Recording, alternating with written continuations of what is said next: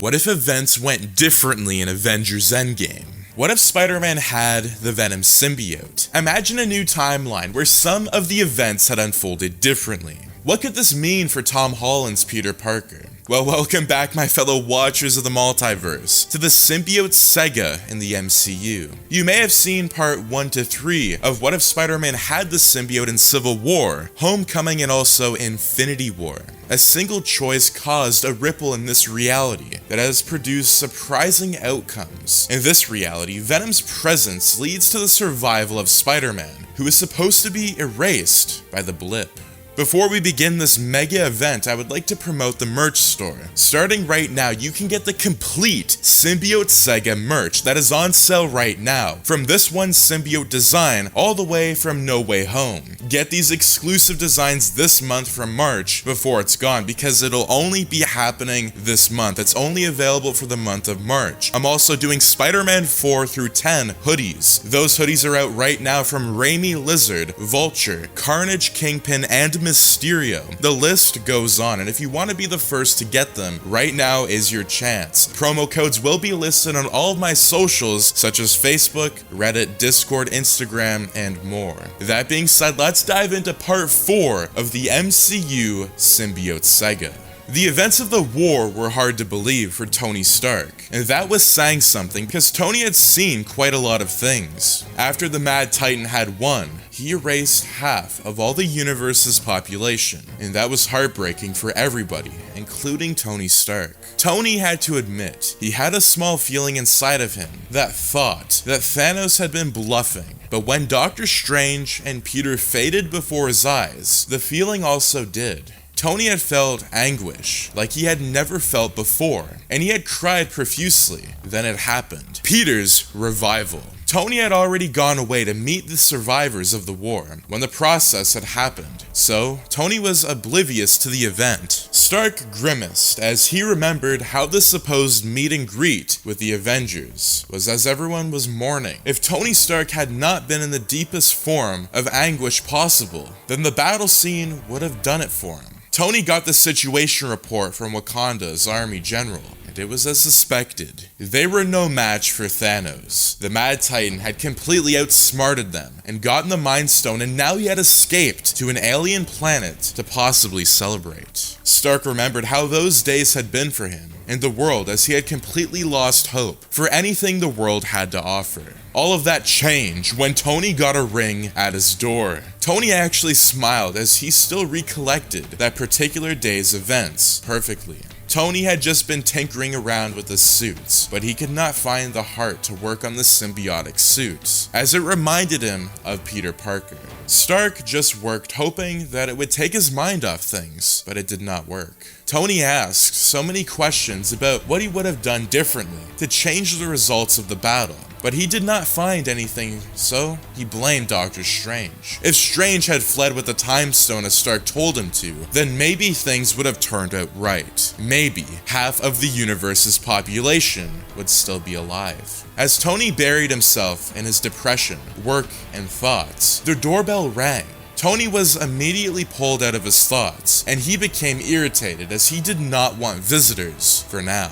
The doorbell became consistent, and Tony was forced to stop what he was doing as he requested for a video feed of who was bugging him at his door, and he was immediately shocked. Never in his wildest dreams did Tony expect to see who he was seeing. Peter, Tony asked, as he cleared his eyes to make sure he wasn't hallucinating. How could this be? Tony asked, as he immediately accessed the world's servers to check if everyone that had been erased by the blip had come back, but it came back negative. Stark was quickly astounded, as he did not know how it was possible for Peter to be back.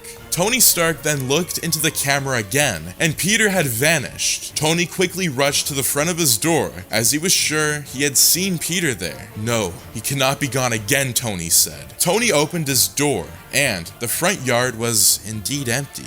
Peter was gone. Tony was completely perplexed, as he did not know what to make of his experience. "Hello, Mr. Stark," Peter said behind Tony's back, and he almost jumped out of his skin because of the fear. Tony immediately jumped and took in the sight of Peter, even as he cautiously walked up to Peter to poke him, in order to make sure that he was not hallucinating. Tony then did a double take by having one of his AI drones scan him, and they confirmed that it was really Peter Parker. Tony then ran up to hug him while asking him how it was possible, and Peter confessed that he also didn't know the answer to that. Tony invited Peter inside for a nice meal and discussion.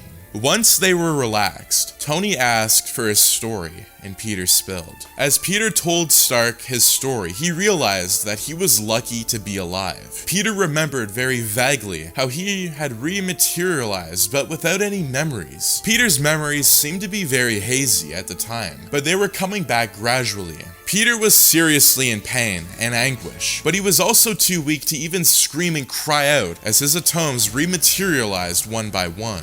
When Peter had finished rematerializing, he remembered everything, and he was shocked at how he was alive, because he remembered vividly how he faded in front of Iron Man. "Mr. Stark," Peter said as he widely turned around, but he was alone. "Venom, are you there?" Peter asked too. But the umpteenth time, there was still no response, and Peter was very scared. Venom's presence was still in Peter. Peter felt it, but it was very faint, and it did not necessarily make him happy. A lot of theories came into his mind of Peter, and a lot of them were not good. One of his theories was that he was in Thanos' prison, and another was that he miraculously survived the blip, but he quickly discarded the latter. Peter had been a superhero long enough to know that things did not come out good for good people that easily, and then suddenly, Peter heard a voice, a very raspy whisper, as if Venom was trying to say something, but Peter could not make out the words. Another one of Peter's thoughts was that he was in the afterlife, and since he was still in Antarctica, he guessed he did not make it to heaven, but what he saw now gave him hope that maybe he was wrong. Peter saw a woman who was glowing with what was possibly huge amounts of energy coming towards him, and when she landed, Peter asked her the most reasonable question that came to his mind. "Are you an angel?" he said, and the woman didn't even crack a smile. Peter finished his story by telling Tony that the woman told him that she was Captain Marvel, and Nick Fury summoned her. Peter had done his best telling her all the events that had happened to Earth, and the woman had given him a free ride to Tony's house. Tony had certainly gotten a lot to think about from Peter's story, and one of such was how he was still alive. Tony had many theories, but they all bottled down to one thing, or one symbiote in particular, Venom. One of the theories that came to Tony's mind made more sense. It was that because Venom was from another universe, the Infinity Stones did not have much power on him, so he had just used most of his life force to regenerate Peter. Tony immediately ran a checkup on Peter, and he discovered that it was true. Venom's presence was very faint in Peter, as the symbiote had spent almost all its life to rematerialize Peter. What supported this fact was when Tony realized that Venom had used a whole 23 days to heal Peter Parker. Stark immediately told this fact to Peter, and his mood immediately turned sour as he asked whether there was anything Stark could do to save Venom. And Tony had an idea, as he had been working on a project before Thanos' incident. Tony took Peter into a room that contained a pod. Tony called it the reinstatement tank. It was used to fasten the symbiote's healing process that Tony usually experimented on. Peter immediately got the idea, and he helped Tony in clearing it out. When they were done, Peter laid down inside the pod, and Stark closed it and activated it. Tony Stark saw that his theory was right, and Venom was quickly regenerating as he monitored the process from his screen. "Good to have you back, Pete," Tony said as he watched on. While Peter had been rehabilitating, Tony had been contacted by the remaining Avengers. Steve Rogers and him had put aside their differences for the time being, again. In attendance were those that were not wiped out by the blip: Thor, Steve, Natasha, Nebula, Banner, and Captain Marvel, as well as the others. Tony deduced that it was Captain Marvel that saved Peter, but that did not stop Tony from going off on her. Tony questioned why she was not around to fight when the world needed her the most, but their brewing argument was cut off by others. The meeting had been summoned because they wanted to go and capture Thanos and get back the Infinity Stones, which they would use to bring everybody back. The plan was laid out and it seemed like it would work, but some of the Avengers were wary because unexpected things usually happened. After much deliberation on the plan, they decided to go ahead with the plan. Tony held off on telling them that Spider-Man was back, as he did not necessarily want to get their hopes up that erased people would be coming back. Tony decided that when he had all his pieces in the puzzle put back together, he would tell them. After agreeing on the plan, they immediately went to prepare as they planned to leave immediately. The battle was surprisingly short, as Thanos was immediately defeated and brought to his knees. Captain Marvel had been a major factor because she unleashed a huge amount of energy on him through a punch. Once they had subdued the Mad Titan, they requested for the Infinity Stones, and Rogers used the opportunity to look around the environment. From what Steve could tell, Thanos had gotten his hands quite dirty, literally, as he was a farmer now. Steve wondered how a person could wipe out half of the universe and casually go into farming as though nothing had happened. After all the threats, Thanos had just laughed and stated that he had destroyed all of the stones to ensure that they would not be used again, and everyone knew he was telling the truth. Thor immediately got furious and beheaded Thanos, leaving some of the Avengers surprised and rageful as they had just lost the only lead they had. Peter Parker felt miserable. Parker was just coming back from Aunt May's house, and he discovered that she was blipped along with Ned and MJ. Peter felt like Thanos had a very personal vendetta against him, as he did not think that it was random or for nothing. Cheer up. At least you have me, and I'm quite a lot, Venom snarled. Peter realized that he was right, and he became very grateful again to Tony Stark for the pod. The reinstatement tank had worked perfectly, even though it took some hours, but Venom had been brought back to life fully. Tony had gone over his theories with Parker, and it made a whole lot more sense as he knew that the only reason he survived the blip was Venom. Peter now stayed with Tony, even though the other Avengers did not know yet about it, and he had been helping Tony Stark work on his incredible projects, until he decided to go visit Aunt May and see if she was still alive, or if she faded away. Peter knew that Tony was aware of their condition, but he did not say anything, and he had simply given him the go-ahead, and Parker was grateful. Peter reached his new home, Tony's house, and he went inside as he wondered what the next step would be. Peter had been helping Tony Stark build his new symbiotic suit, and the presence of Venom had quickened the process as he answered some vital questions. It had currently been 6 months since the blip. They were currently in the micro stages as Tony watched them through a quantum advanced microscope, how the cells were being formed in the symbiotic suit, as he directed Peter on where and how to position things. Tony noticed how the effects took place, and he noticed a huge difference in the time relevancy. Tony then remembered someone who was called the Ant-Man, and wished he was still around to help him, as that was his particular field. Unfortunately, he had disappeared, and Tony deduced that he was blipped along with half of the population of the universe. Peter, in a moment of great sadness as he remembered what had happened to his friends and the world, asked if they could not just go back in time to correct it. And Tony got a huge idea. It was a far shot, but Tony was not going to give up anytime soon, as he got the motivation from Peter's never-dying attitude. "Peter," Tony said, "I got an idea," he completed as he beamed at the youngster. "Why do I have a feeling that this is crazy?" Venom grieved. And Tony actually laughed after a very long time of sadness. Peter and Venom actually felt that the plan would work. It had to, Peter said, even though Venom warned him not to get his hopes up. Tony had a very crazy idea of time travel,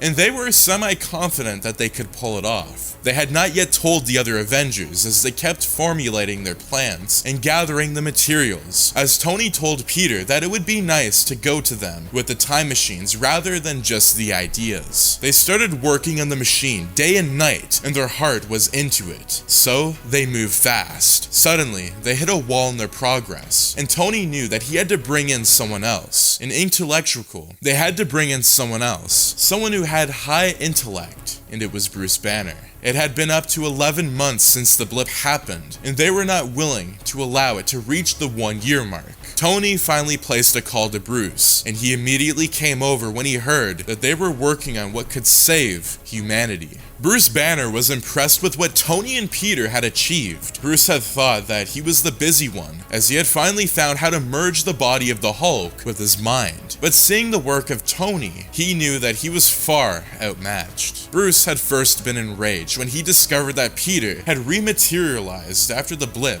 but Tony had not told anyone, even after hearing his reasons. Tony tried and calmed him down, and told him to focus on the matter at hand, as the universe depended on it quite literally. After studying their work, Bruce became more amazed, as they had done really good work that saw the problem they faced. They lacked a specific particle that would enable the time travel process, and Banner knew exactly what they needed. Pym particles, Bruce announced, and he briefly explained what it was to them. The bad news was that both Hank Pym and his daughter, alongside Ant-Man, were erased by Thanos. Bruce told them, sadly, and Peter felt his hopes deflate. Not so fast, Tony said, as he quickly uploaded a video clip of a holographic screen for all of them to watch, and what they saw astounded them. They saw a security camera feed of Ant-Man entering the quantum realm, and both Hank Pym and his daughter fading, and they both got what Tony was trying to say. Ant-Man was still alive. He was not erased by Thanos. After getting the facts,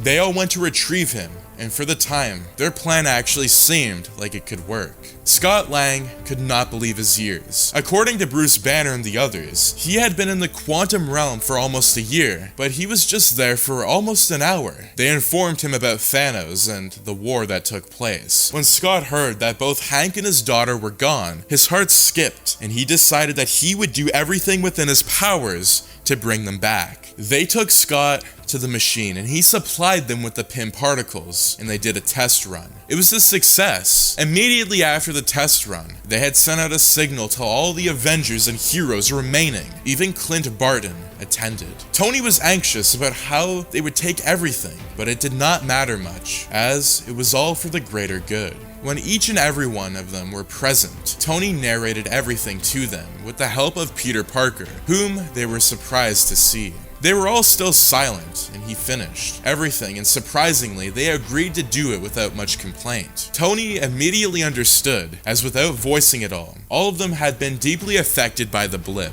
as it took away those they really loved. Bruce Banner also noted to all of them that their interference with the past would not affect their present, but it would just create alternate realities. Peter then told them the plan, and they had been working on it. Stark, Bruce, and Scott Lang, alongside with Peter Parker, had thought the plan through, and they had found no loopholes. They were going to different events in the past to retrieve the Infinity Stones, and they had already mapped out those events. Peter chipped in that they were going in groups, and they quickly assigned themselves. Within minutes, they were ready, and it was the moment for time travel. The mission went very successful, but it was almost too good to be true. But it was not, as they lost Natasha, the Black Widow. She had been paired with Clint Barton, Hawkeye, to retrieve the Soul Stone before Thanos got his hands on it, but they were met with an impossible situation, a sacrifice. The Keeper of the Stone, Red Skull, who had been trapped by the Tesseract during his fight with Captain America in World War II,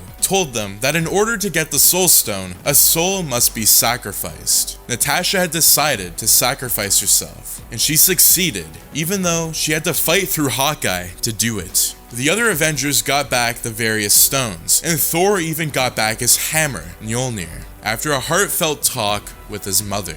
Steve Rogers and Tony Stark were not spared, as they got a taste of raw emotions when they saw their past lover and father, respectively. After the stones had been collected, Bruce and Tony finally got to work in setting up the stones and the gauntlet that they had created alongside Rocket Raccoon. Once they finished, they gave the gauntlet to the obvious candidate, Peter Parker. Peter was shocked, but Tony quickly explained that he was the only one that would be able to withstand the effects of the gauntlet because of Venom and his rapid healing abilities. Tony noted that if he was not able to, that Hulk would have been the optimal choice. Peter was scared about the whole arrangement. Then he remembered the people that had been fated and how he owed it to them to bringing them back. "So, are we going to do this or not?" Venom snarled, and Peter agreed to do it. Peter Parker put on the gauntlet, and he felt like all of his body, his atoms and molecules, were being ripped apart and replaced almost immediately, repeatedly. In other words, Peter felt like he was in hell. Contracting all of his efforts, Parker thought about bringing back half of the population of the universe, and he snapped his fingers. Just like that, all of the population that had faded away rematerialized. Peter quickly pulled out the gauntlet as he was in pain and his flesh was sizzling, but it immediately started healing thanks to the Venom symbiote. "You did well, kid," the other Avengers told him, as they patted him on the back. The mood was generally high and elevated, as the Avengers thought that they had won, and for once, everything went according to plan, but they were very wrong. Nebula had been breached, as she had been captured in 2014 during her expedition into the past, and currently her past self, who was still loyal to the Mad Titan, was acting as her and infiltrating the Avengers by providing information to him. Thanos had been overjoyed when he got to know that his plans to destroy half of the world's population actually came to fruition, but his mood quickly turned sour when he realized that the Avengers wanted to change the future. Nebula immediately turned on the time machine on Thanos' orders, and he came into the Avengers compound with one thing in mind, and that was to retrieve the Infinity Stones and wipe out the entire universe and start a new one. The Avengers, both old and the newly rematerialized, were shocked when they saw Thanos emerge with his army, but they wasted little to no time. They jumped into battle with renewed courage. The battle was a fierce one, and Thanos barely had the upper hand, as powerful entities like Captain Marvel, Venom, and surprisingly Steve Rogers, who was now wielding Thor's hammer, gave him a hard time. Thanos finally managed to barely brush them off, and he seized the Infinity Gauntlet. As Thanos was about to wipe out the entire universe, Tony Stark looked at Doctor Strange, and he nodded at him. Tony immediately knew what to do. Tony ran at Thanos, and he immediately stole the Infinity Stones without Thanos noticing. "I am inevitable," Thanos said as he snapped his fingers after flinging Tony away. Thanos expected the world to all vanish, but nothing happened. Tony quickly displayed the Infinity Stones in his arsenal, and then he pressed a button in his suit that initiated his bonding with the symbiotic suit he and Peter had been working on. Even as he snapped his fingers, and Peter's screams rang out through the battlefield as he figured out what Tony had done. Thanos and his entire army faded, and so did Tony Stark. The battle had been won, but the winning side was not celebrating. Peter had remained unmoved from the spot where Tony had faded for almost a day. No matter what the Avengers had said to him, he couldn't have been gone just like that, Peter kept repeating to himself, as he knew that Tony had been merged with the symbiotic suit before he faded, and that meant that he outed to rematerialize. Soon, even Peter started doubting himself as many theories came to his mind. What if the suit had not completely bonded with Tony before he faded? What if the effects of the gauntlet had been too severe for even the symbiote to rematerialize Tony? When Peter was about to leave with a lot more grief in his heart, as he started accepting the fact that Tony was gone for good, he started seeing a swirl of dust around the spot that Tony had faded, and he beamed like he never had before. "Tony Stark is alive," Peter screamed. And that is going to be it for part 4 of What If Peter Parker had the symbiote in Avengers Endgame? What if Spider-Man had the symbiote in Endgame and fought Thanos? It's a very interesting take on the MCU, and it's a very interesting symbiote saga. I've added in a lot of new parts, there's a lot of new things that are coming to fruition here, and I'm really glad that I could do that. And also, I took out the 5-year gap and we ended up doing the 1-year gap. So it's a very interesting storyline. A lot of things have changed, like you probably saw in part 3, the Battle of Titan did not happen, and the battle here was very different. And even though one small character can change the outcome of everything. So that being said, that's going to be it for this Marvel's What If, and we're going to continue the symbiote saga with Spider-Man Far From Home and also No Way Home, and that'll probably wrap up the complete events. But that being said, I do want to say, make sure to check out the Patreon. It's starting at just $1 a month, and it really goes a long way. There's so many different tiers, but I do want to say that when you do sign up, it really does help the channel a lot because I can invest in a lot of different programs, editing, and it really helps the work continue on this channel. And I also do want to say that the merch is still exclusively happening for the month of March, so if you haven't gotten your merch, this is your only time to get it. It's not going to be coming back, it's going to be a one and done type deal. So that being said, I do want to say thank you so much for the amazing support recently. It's been amazing and I cannot thank you all enough. But that's going to be it for this final video, and I'll see you in the next 2 parts. Thank you so much and have a fantastic day. Peace out.